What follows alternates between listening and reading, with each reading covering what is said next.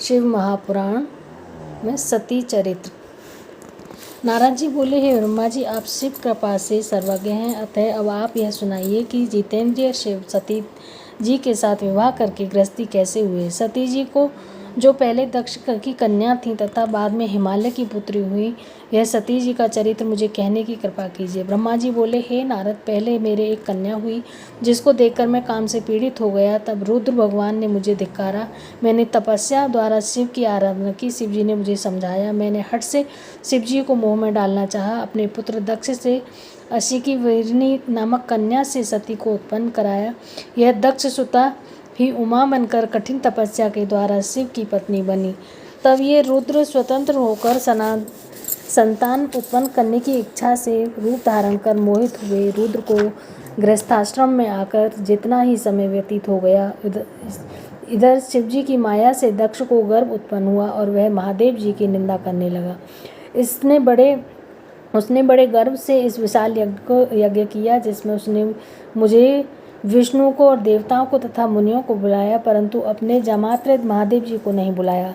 इस पर भी सती जी कौतुक करके अपने पिता के घर गई। वहीं रुद्र का यज्ञ में भाग न देखकर और अपने पिता से रुद्र की निंदा सुनकर उन्होंने वही करना स्वीकार शरीर त्याग दिया। यह सुनकर महादेव जी ने कुपित होकर अपनी जटा से एक बाल उखाड़ा और उससे वीरभद्र को उत्पन्न किया। उसने दक्ष सहित यज्ञ का विध्वंस कर दिया।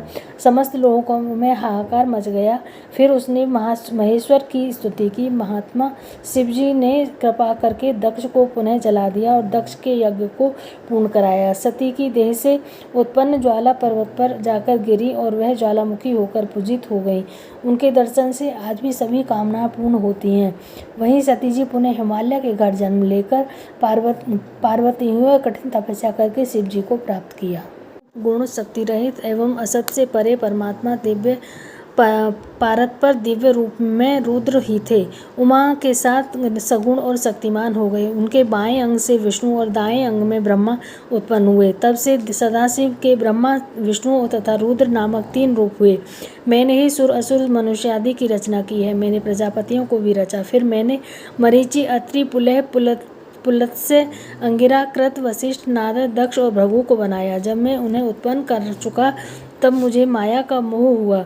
तब मेरी भौहों के मध्य संध्या नामक एक कन्या उत्पन्न हुई। उसे देखकर मैं तथा मेरे पुत्र दक्ष, मरीचि आदि भी सोच में पड़ गए। सभी के चिंतित होते ही एक सुंदर पुरुष वाले काले बालों वाला, श्याम वर्ण के समान स्थूल काया, नीला सुंदर वस्त्र पहने, सुंदर कटाक्ष वाला हुआ।